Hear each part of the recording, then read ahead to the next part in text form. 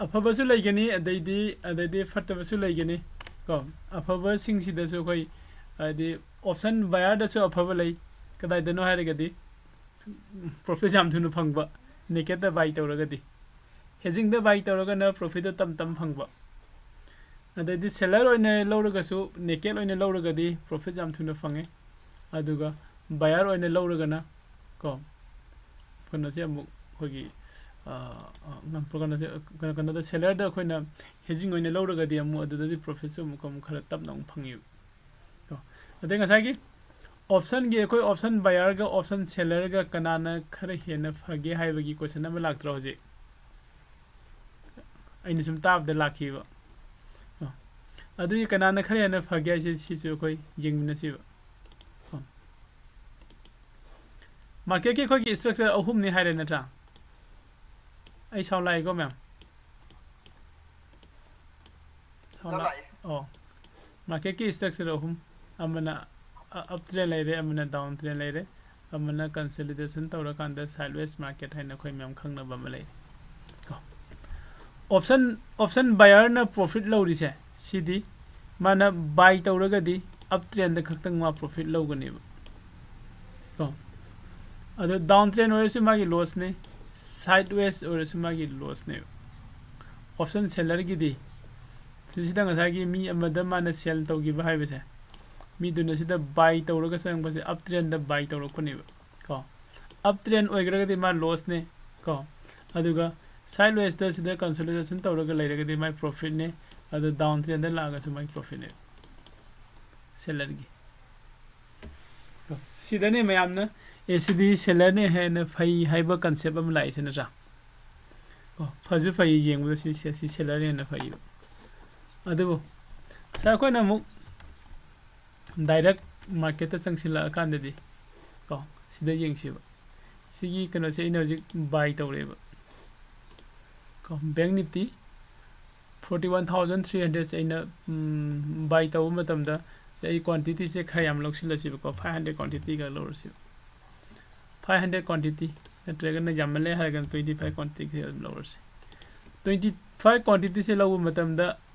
ꯑꯩꯅ ꯄꯤꯒꯗꯧꯔꯤꯕ ꯑꯦꯃꯥꯎꯟꯠꯁꯦ ꯀꯌꯥꯅꯣ 20,150ꯅꯦꯕ ꯀꯣ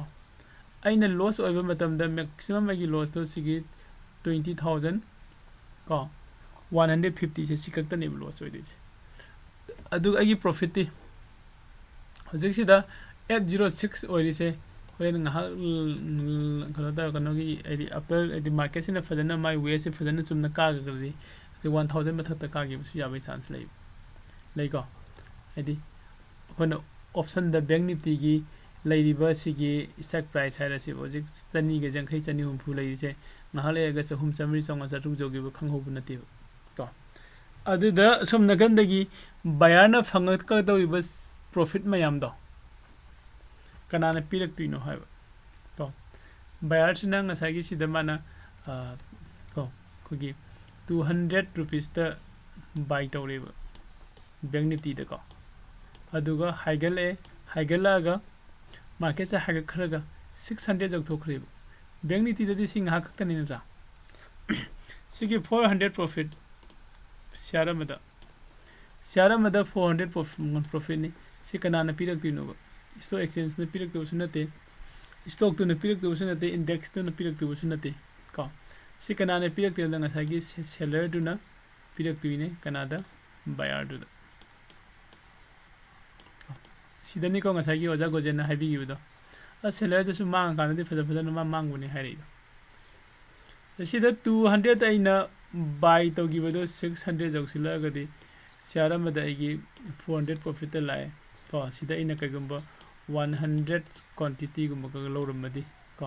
ꯑꯩꯒꯤ ꯄ꯭ꯔꯣꯐꯤꯠꯇꯣ ꯀꯌꯥ ꯑꯣꯏꯔꯅꯤ 40,000ꯗꯤ ꯑꯣꯏꯔꯅꯦꯕ 40,000 ꯑꯩꯅ ꯐꯪꯉꯤꯕ ꯄ꯭ꯔꯣꯐꯤꯠꯁꯦ ꯀꯅꯥꯗꯒꯤ ꯂꯧꯗꯣꯏꯅꯣ ꯁꯤꯒꯤ ꯁꯦꯂꯔꯗꯒꯤ ꯂꯧꯗꯣꯏꯅꯦꯕ ꯀꯣ ꯑꯗꯨꯅ ꯉꯁꯥꯏ ꯑꯩꯈꯣꯏꯅ ꯁꯤꯗ ꯁꯦꯂꯔ ꯑꯣꯏꯅ ꯑꯦꯟꯇ꯭री ꯂꯧꯕ ꯃꯇꯝꯗ ꯑꯩꯅ ꯁꯤꯒꯤ ꯁ꯭ꯇ꯭ꯔꯥꯏꯛ ꯄ꯭ꯔꯥꯏꯁꯁꯤꯗ ꯑꯩꯅ ꯕꯥꯌꯔ ꯑꯣꯏꯅ ꯑꯦꯟꯇ꯭री ꯂꯧꯕꯗꯗꯤ 20,000ꯅ ꯀꯣꯟꯅꯔꯝꯃꯤ ꯅꯠꯇ꯭ꯔꯥ ꯑꯩꯅ ꯁꯦꯂꯔ ꯑꯣꯏꯅ ꯑꯦꯟꯇ꯭री ꯂꯧꯔꯛꯑꯗꯤ 1,50,000 ꯃꯨꯛ ꯑꯩ ꯍꯥꯟꯅ ꯄꯦ ꯇꯧꯗꯣꯏꯅꯦꯕ ꯀꯣ ꯈꯦꯠꯅꯔꯛꯏꯁꯦ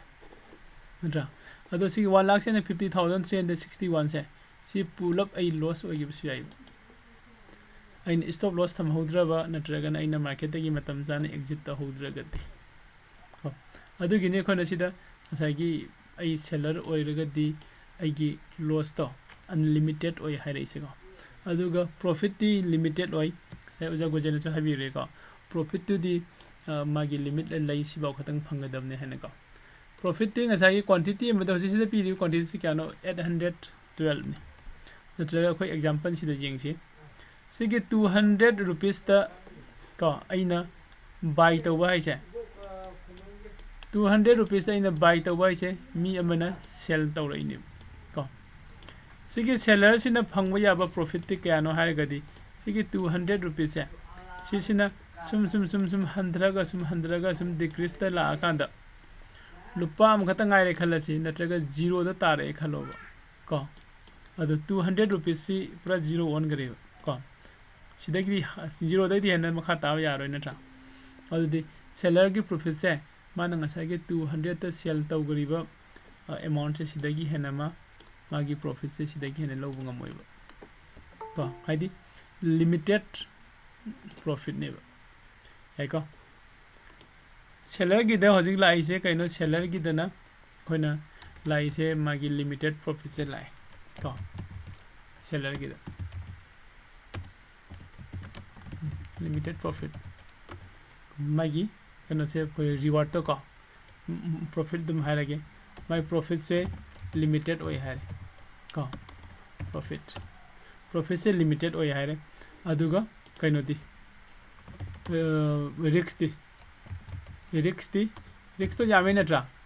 sagi mayam do aduna risk se koina unlimited hare koni sidani ko mi singje ta ki na dana ko gi kano da sang dei se sa ma se kano ta sigi ba oh sa ma se ko seller gi ju stop loss dum thamba ya ba da yai kai do ba yai dina da loi jai seller gi stop loss thamba yai loina mag ya ini exit taw ko pull up jai adu oi tar ga di seller gi magi loss unlimited ni hai je adu ju dum shape to ya natra yai shape taw yai samane na sai gi koina kanu da su se buyer da mu hai se buyer da su koina profit sina unlimited oi duini ko aduga magi risk sai tare ko risk sina limited oi duini profit unlimited se kanam ta lobu nate hoji phawda natra adadi seller gi su risk ta unlimited lai se ngasi bawda kanam ta unlimited kana loss oi ba mi yaw bu nate just kana du ne sumaine lai hai bu du ne knowledge du ne idea du ne ko ado mayam se seller oi ga da se number 1 da fund gi ki ba ko number 2 da sigi asmang ga diam thin mang hai bu du ne ola singa tak bu da si unlimited and dum tai ko aduga the buyer da na haisina profit da unlimited ne risk da limited ne hadi mang ga di yam limited ne mang profit da unlimited oi di sida sang ni se sang bani and se sang bu dei 10000 le so 20000 le so idum entry to bu yai du ne khali si adu risk di sida ni hena amsu wangam du ni ko market to da kari kino hare ga di asai gi sigi buyer sina profit lo bo ya dai se sidi magi market money entry lo riba ko trend do trend se fajana chumba matam da ko magi direction se chumba da adu khaktang da magi profit ne phang du se okay magi mana pami ba trend do fajana follow tawraga salaba ko adai matam da magi profit se phangani haibani aduga mana loss oiba yai se su habi roja yai uzagi no chambia do kilam ta ndi to mana loss oiba yai sidi magi train se na kaigumba opposite direction da laaba ko opposite direction da market ki train se laaba mai loss ne ko adai di atopam na side kano se consolidation tawra kanda ko gi kano se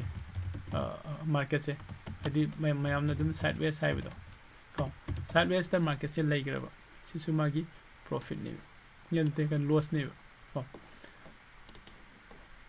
कई नहीं कनो से select से सी green ओहलके तबनी को buyer की my train के lion ने चखिबा सी खक्तनी मागी प्रॉफिट से को अदुगा डायरेक्शन अनी द मासे लॉस ने तो अदुगा ngасai की सी सेलर की दी सिगी मागी ऑपोजिट डायरेक्शन में चटपसे सी खक्तनी बे लॉस होई दिसे सिदसु मा प्रॉफिट ने अदुगा साइडवेज चलखानसु मागी प्रॉफिट ने तो द मार्केट की स्ट्रक्चर की मतुंग इन नत्रग मार्केट की ट्रेंड की मतुंग इन येंगा गदी सेलर ना हेने बेटर होइबा अदुगा सुम मयाम न सुम हाइनबा मागी रिस्क अनलिमिटेड नि गा हाइबसे प्रॉफिट ने लिमिटेड ओइ गा हाइबसे सिगी येंगरगदी बायर ने हेने फई मु हाइदिनि को अदु आगी वखनदि बायर सु फई सेलर सु फई इना हाइनबा मफम दुनि तौबदबु को अनि सिदा ख्वाइदगी मयाम नि हेने पैसा मांगबदी होजि फौगिदा को अयामने सिदा मांगी अयामने सिदा मांगी से बायर द मांगी से करिगिनो ऑप्शन से कोई स्टॉक मार्केट से तमनी कबुक सबक तमनी को यूट्यूब तक कई देखा येंगनी अदुगी एंट्री से संगसिलनी नुपा लिसिंग तराम कुनम पाइरग ओके एंट्री संगे फास्ट संग से कायदनो बैंक निफ्टी नत्रगा निफ्टी 50 दा को बैंक निफ्टी नत्रगा निफ्टी 50 सिदा संगसिलनी को निफ्टी बैंक से संगसिले को लाख अमा पाइरगदी को लाख अमा पाइरगदी प्रॉफिट से कैम गमगनी हाइबसने लाइस ए नेट तट खिब्रा मैम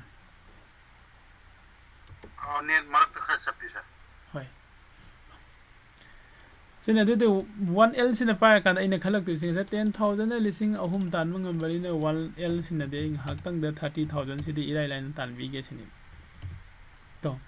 सी खलिमी से कनान हाय जम सिंग हायरगदी मैम तारगदी साउनिंग बो यावबस यावने को से मिसर ओइदरिबो को मिसर ओइरिबो ट्रेडर ngakतनी अदुना सिगी कोक से लाकपदगी कैदौरे है कांदा को मी मयाम अमदगी को करोड़ से खुमजिलगा ट्रेड से पायरकपनी माने खल्ली से लाख अमसिना लिसिंग कुंथ्रा दि सेकेंड अमदा मिनिट अमदा तानबा ngambaniना लाख अमसिदा इना मिंगोमदा लिसिंग 30 15% दा 10% दा पिथोकरसो इकैसु काइदे अरे मसिना एगी हाइना खल्ला अदु चंगकपने सागी लॉस ओइदिदि उदबा को सी चंगसेलुरा ngसागी सोमना कंदा चामदा मंगा काबी हाइबावदा खर वारिङैसिदा तो 15% हाजिलागदि मी इन्वेस्टर म्याम से को ngaudana पापीदा पिसन बने पैसा लास्ट पुंगै लोइबनि सिने को खोजि मणिपुर तौरिसि म्याम याइको सिदम सा केनम तंगजेगे ओ हाबिरो सारा खोकी प्राइजेक्शन की मोई थ्योरी की मतुंगिना डबल टॉप नत्रगा डबल बॉटम सेम बस मागी नीक लाइन टू है काय हिबगा ब्रेकआउट चपगा इंटी तो न मु हायरे अदुगा सोमदना डबल टॉप नत्रगा सोमदा मसागी लवा स्ट्रक्चर दो ब्रेक तोंगमदना डबल टॉप से मतुंगदा पुल बैक लाकान ट्रेड चंगो न मु हायरे सा सी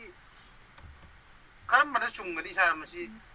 नीक लाइन दो ब्रेक करो संगुदनो फदुरिबा नत्र पुल बैक लाकुदनो फदुरिबा ओ अदोय मतम दो अजा अनिमक तो फजना कंफर्मेशन फजना लौबो मचंगी को आइदि नेक लाइन दो ब्रेक तौरगा सखिबा याई अदोरगदी डबल टॉप ओगेरनी कयगुबा नेक लाइन दो ब्रेकआउट तौदबदा को पुल बैक आइदि मथलमदा मु रिवर्स तौगरगदी कनो ट्रिपल कनो द लाक्तोइनिबा डबल बॉटम आइदि डब्ल्यू शेप तो ओंथोखिबा याबगी चांस लैबदुदा आइदि ओजागी क्वेश्चन से ngसागी खोय मार्केट से सोना हाइगलुरे को सिदगी अमुक तारे नत्रा सिदा मु का खले अगेन अमखक तारे सिदा खोयना खली से सी एम पैटर्न फॉर्म तौगदौरे दुदि हारिबा सिगी नेक लाइन से सिदा इसे ब्रेकआउट पीरा कांदा ट्रेड चंगेन ngaibni चुम्मी को जा अदो हजिकते अखोने खलेसी डबल टॉप ने खनबने अदो कंफर्म ओइदरिबा सी कंफर्म ओइदैसे कैगिनो हगदि सिसिदा अखोगी फॉर्म अतैसु लैरिबा अखोगी रेक्टेंगल की अखोगी चार्ट पैटर्न गाइने को अदु ओरकपसु यारिबा ओके मार्केट से अप ट्रेंड लाकपने तो रेक्टेंगल की चार्ट पैटर्न नतगा फ्लैग की pattern ओरगा मथक loam कारकपसु यारिबा aduna sida koi na kai gumba sigi breakout se pi de kan da trade se lo bi de ga di okay oi gani ba ko breakout se pi de kan da adu breakout se pi de ringe da ina ya si de kai do re ga ina sigi neckline gi mathak ta trade se lo si lu ra ga di se gi aran bane ba ko kai gi na ga di sida gi mo sida touch tawru maga som da hagalak pasu ya ba hagalak pa chance song wang sa kano pa si mata mai neckline si kai ra kan da kitang kumthar kan da close to re khalor ko sa hoi madu mo ne te changona na ayek pa graph da kai da dum picture da kai da pakha thagli si chung ga ira na traga ta seng na pull back ngai bin da phaduri ba oh pull back si di khona dum pull back si sum ngai daga lei daga di pull back si di lak ta ba su yaw rakani ko sida si candle sina breakout pi re ko candle sina breakout pi re ai sida di entry low high roi ko ma'am sida di ai samok low de aduga next candle se next candle se khoi ngai raga hari ba candle sida aina entry low high na high ku se breakout pi re ba candle se si gi magi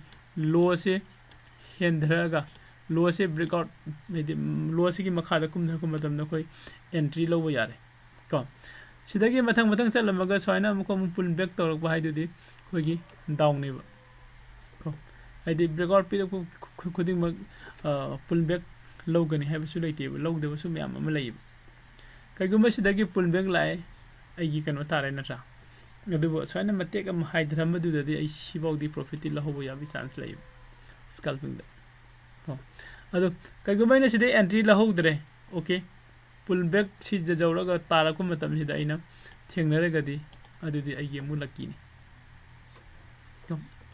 kano di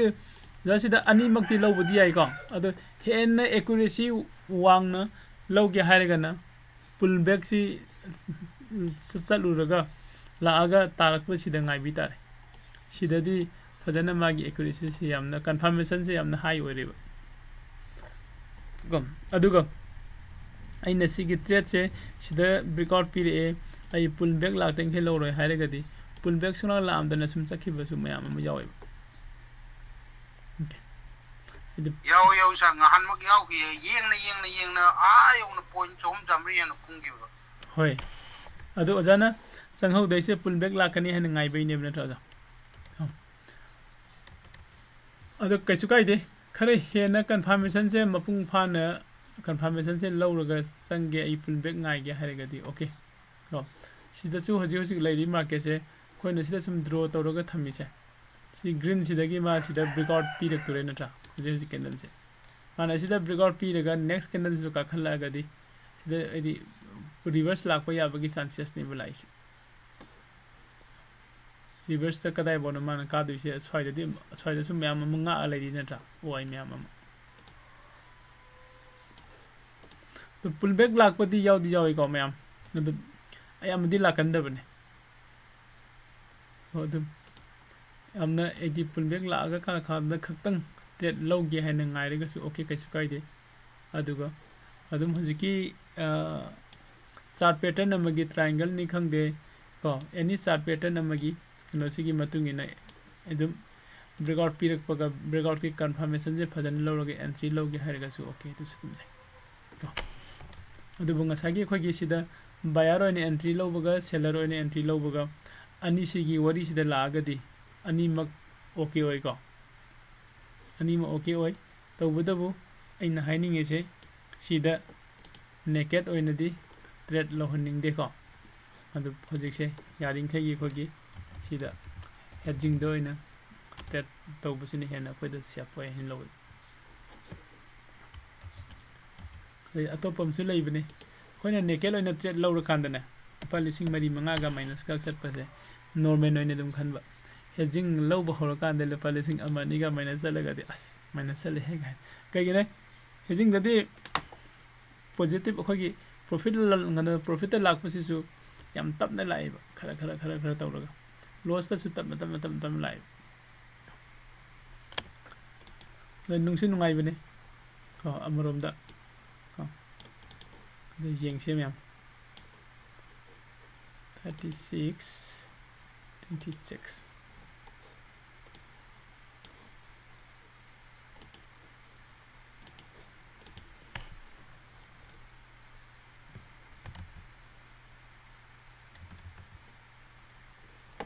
mi trying to the ngai rao